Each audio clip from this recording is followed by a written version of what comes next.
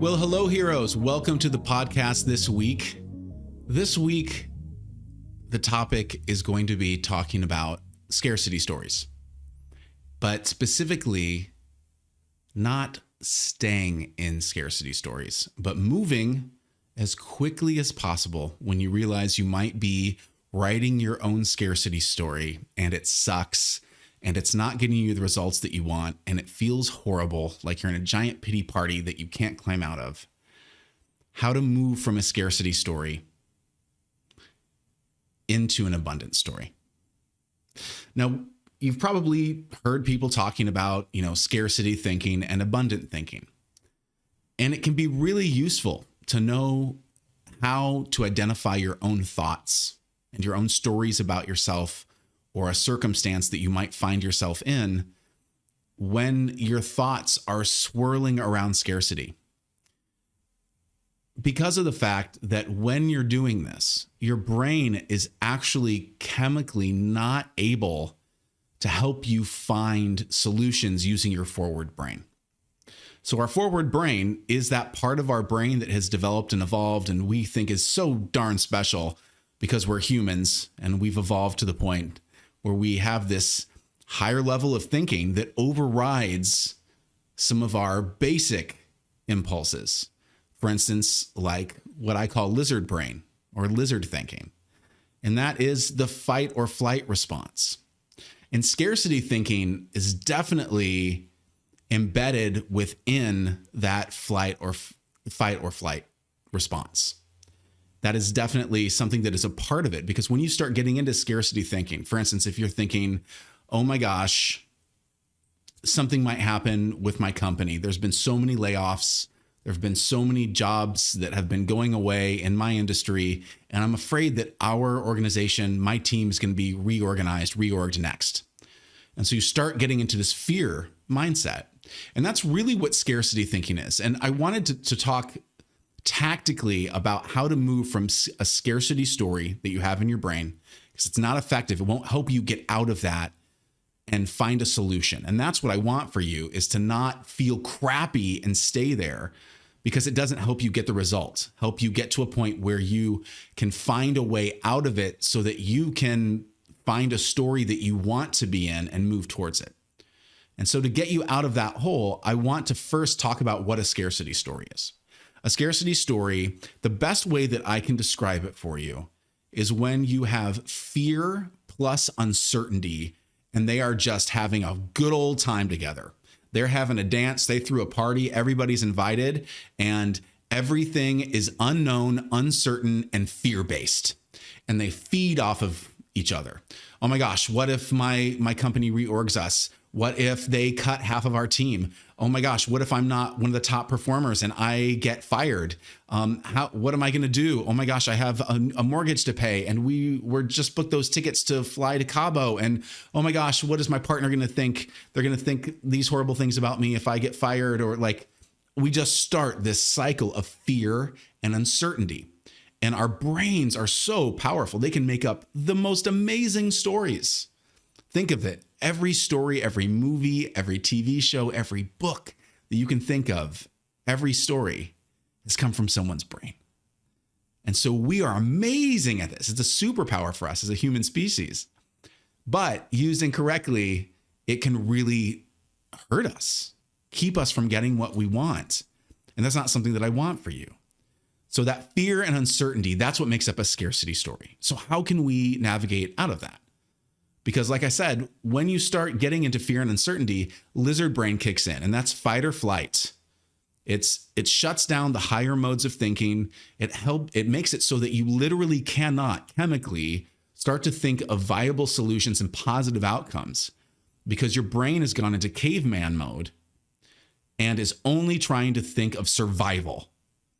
And that is not a place where your brain can be creative at all about helping you find a solution and help you get the help that you need in order to get out of it. So when you identify that scarcity story mode, that you're going to get fired or downsized or something, let's say that's professional, it's something like that. Or this presentation is going to go horribly. I'm so nervous becomes a self-fulfilling prophecy, right? It's that fear and uncertainty again. You don't know how it's going to go, and you're afraid that it might go in this direction. And if they're having that dance with each other, it's just the worst, because your brain will start to find confirmation bias. It'll start to find all these reasons why your presentation is not going to go well. All these things in your past that happened in 5th grade when you tried to be in the play and you forgot your line. See, it's going to happen again. That just means it's just going to happen again. See, our brains will start finding things in our environment. Oh, that presenter's going before me. They're going to be so good. The audience is going to love them. And then I'm going to go on stage and it's not going to be as good. And like all this other stuff. Or this person on my team is so much better at this. Or this person is way better at being tactical in these things. And like, I'm probably going to be one of the people that gets cut. What am I going to do? Like, your brain just starts looking for all the reasons why it's right, that it should be fearful and uncertain. And it's just not effective to stay there from a tactical standpoint. I want you to be able to move past that. It feels crappy, and it also will never get you to a solution that is actually what you want. It's just going to help push you down the path that you don't want. So if we know that we want to get out of a scarcity story, and you notice that you're starting to be in one, and you know you want to move to more of an abundance story, then that abundance story is going to be completely different, right? That abundance story might be something like, hey, what if they reorg? If they do reorg, I bet I'm going to be one of the people that stays. Or this might be an opportunity for me to be able to get a better role. I wonder if I can get a better role because of this. I'll start talking to different people and doing this proactively. But a lot of times our brains can't make that jump. It's just a step too far. It's a rung on the ladder, a little bit too high out of our reach to go from I'm stuck in scarcity thinking to like, no, how are all the ways that this could possibly go right? So what I want to introduce for you is an intermediary rung on the ladder, a step in between those two steps from scarcity to abundance story. And that is coming up with something that I like to call a bridging story. Okay, it's a thought pattern, a story that you can introduce. That's kind of a half step. It's helping you get out of that hole of scarcity thinking. It's not quite to maybe the most positive outcome that you want, but it's something your brain will be like, okay, I could maybe entertain that. That maybe it's not quite as horrible, quite as fearful, quite as uncertain as I think it's going to be. And so a bridging story centers around curiosity. So if you can help get your brain curious instead of fearful and uncertain, just try to think of, just get curious. Hey, if this was going to happen, it is possible, lizard brain, that, if we get reorged, I could be one of the people that gets laid off or fired. That could happen. What also could happen though? It is at least a little bit likely. Is there a 10% chance? A 25% chance that something else could happen, that perhaps a different opportunity opens up for me on this team or another team that actually ends up being a good thing. And that maybe I wouldn't have looked for that opportunity if this hadn't been happening. Is that even a small possibility? Can you get your brain to reconcile that maybe that could happen, even if your lizard brain is still very, very skeptical and still wants to fold its arms and go, yeah, but probably that won't happen. Probably Dana from our team is going to end up staying and we're going to get fired. Okay, fair enough. But is it possible that we could maybe get another team? Yeah, well, I guess it might be possible because there was that one lunch that we had a month ago with David from the other team, and they said that they really liked my work and that, if I ever was interested in working with them, that they would love to talk with me. Maybe it might be worth setting up some time with them. Just to see. So you can start to see how maybe having a bridging story, just a curiosity, that if this did go another direction, how could it go? And that can be your bridge from that uncertainty, from that fear, that scarcity story. That can be the bridge into a more abundant story. So if you can get your brain to believe that, hey, maybe there is a possibility that this could be a good thing for me, an opening on another team, perhaps this ends up at a different role or something that I could do. might it also be something that you could take another half step after that if you're able to believe that, and that feels kind of good, feels possible for a few minutes, to an abundance story. An abundance story that is specifically made up of self-love and certainty, because that's the opposite from what I've seen of having the fear and uncertainty. Having self-love and having certainty, deciding to have certainty about something, is the opposite of that. And that is the combination. Those are the two ingredients for your abundant story. So if you had that thought that it was possible, you already did the bridging story. It's curious, a little bit curious. Hey, maybe something else could happen. Just going to entertain the idea. Lizard brain, you could be totally right. Like, we could get reorged. There might not be anything left for us, but we could set up that meeting with David. We could do that just to see. That might feel kind of good. And you start to believe that a little bit, then maybe you can take another half step after that and go, you know what? I want a better role. Not just because this is happening, but because I deserve to have one. It's been long enough. I've been in this role for long enough, and I deserve to have a better role and better pay. And maybe that's with this team, or maybe it's with another team. But if they do reorg my department, what can I do now? I'm not going to wait for them. What can I do now to position myself for that opportunity? And who could I schedule a lunch with besides David this week and next week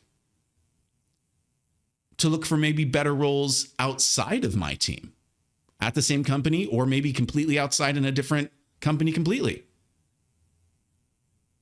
So you see how we've now moved from doom and gloom to fear plus uncertainty, to using a bridging story that uses curiosity of, you know, what kind of might be possible.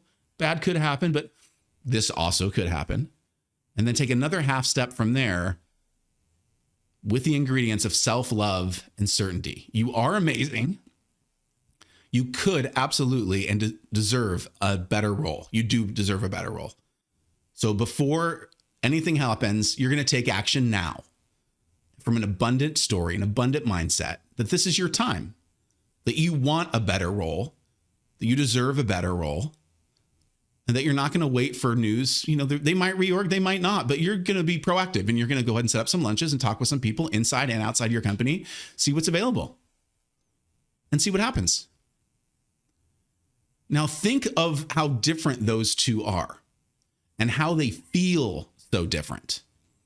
Because when you are taking proactive action like that, when you are taking control of your story and you are deciding what's going to happen and what's going to happen to you as a hero and what journey you're going to go on, doesn't that feel so much better than staying in that reactive position of fear and uncertainty? Because you're taking action, you're taking charge of what's going to happen. You're affecting as much as you can to your external circumstances. Because scarcity stories will always keep you feeling stuck and afraid. And it's hard to make good decisions from there. It's so hard for me to make any kind of good decision from there. You feel boxed in, you feel trapped, and it's just not a good environment for you to thrive in. It's going to affect your personal life as well. Your energy is going to be completely different. And so that's why you want to try this out. If you are feeling yourself in scarcity stories, that fear plus uncertainty, if you notice it, I want you to use that tool, that screwdriver, that wrench of curiosity to see if your brain might be open to some different possibilities of an alternative version of how that might play out.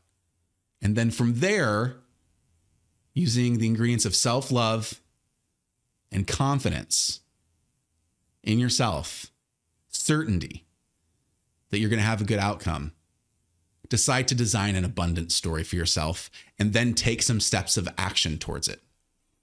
Now, I used a business example for this, but you can also use this in personal situations. I've seen people use this very effectively when they are having relationship issues. I've absolutely coached with people that, for instance, if they might have a scarcity story going on, they have a fear that their partner is losing interest in them. whether that's physically or whether that's emotionally or, as a friend, they're losing interest in them. And that causes all kinds of fear in them and uncertainty that, what would I do? I'm too old to start over. What would I do? And so they stay in this kind of this fear and uncertainty. They're walking on eggshells around their partner, and then their partner starts to pick up on it. And that's not, when you're talking about energy, that's kind of pushing away at people. It's not something that really wants people to come towards you. It's not very magnetic. So it starts to become a self-fulfilling prophecy, right? And I've seen people effectively use a bridging story that, maybe the opposite could happen. Have there been relationships where, it's cyclical, things happen, and especially in long-term relationships, but has there been a relationship maybe that's happened in the past where they have had something like this happen, where one person feels that the other person might be losing interest in them or would like some more attention, and they've worked through it? Do I think that in the continuum of the human species that has happened before and that there has been a positive outcome, at least once? And if the answer is yes, all right, we have a bridging story. There is a possibility, lizard brain, that this could work out for the best for us. So then from there, you could use some curiosity. Well, I wonder what those people did to get through it. Is there a book I can read? Can I do some light Google searching right now to see if there's some articles talking about this topic? Is there a therapist I can talk to? What are some things that I could do proactively just to try and shake myself out of that concrete thinking of fear and scare and uncertainty? And then move slowly towards an abundance story. Once you start to get a little bit of momentum, your brain's like, okay, if I've gone one half step, maybe I could take one more half step to an abundance story. Again, abundant story being made up of self-love and certainty. So if I know I am completely lovable right now, the way that I am, completely lovable, you don't need to change anything about you, whether someone's losing interest in you or you think they are or not, you're completely lovable just the way that you are. And if you know that, if you're certain about that you know that you're amazing, then hey, you know what? I'm still feeling this way. I know that I'm amazing. They shouldn't be losing interest in me. That's not justified. I maybe have some fear there that maybe they're losing interest in me because of X, Y, Z. And again, confirmation bias. Your brain starts to look for all these reasons why they might be right, why they should be losing interest in you, which is a horrible path to go down. Keeps you in all kinds of fear and scarcity stories. But if you know you're amazing, you're going to talk with your partner. I'm going to decide to talk with my partner, let them know how I feel, and then I'm going to listen to them.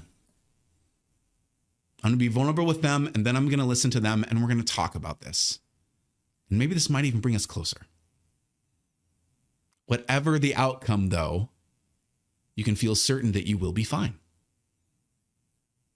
It might be fantastic in the short term. It might suck in the short term. But in the long term, you will be fine. You will be okay. And that you're 100% completely lovable just the way that you are, no matter what. So this is what I wanted to show you today. From a professional version of it, going from that scarcity story to an abundant story, but that we can use this bridging story in order to get from one to the other. Because feeling stuck in a scarcity story, I don't wish that on my worst enemy. It's just a horrible place to be. And when you find yourself there, because we're humans and we all will find ourselves in that situation from time to time, I just want you to have tools to be able to find your way out as quickly as possible. All right, my friends, that's all for this week. I wish you an abundant story this next week. And if you find yourself feeling scarcity thoughts, feeling like you're in a scarcity story, maybe just try a little bit of curiosity and see if you can find a bridge into a story that gets you some better results, into a story that you want to be in and that motivates you to take some steps into action immediately. All right, I'll talk to you next week. Until then, bye for now.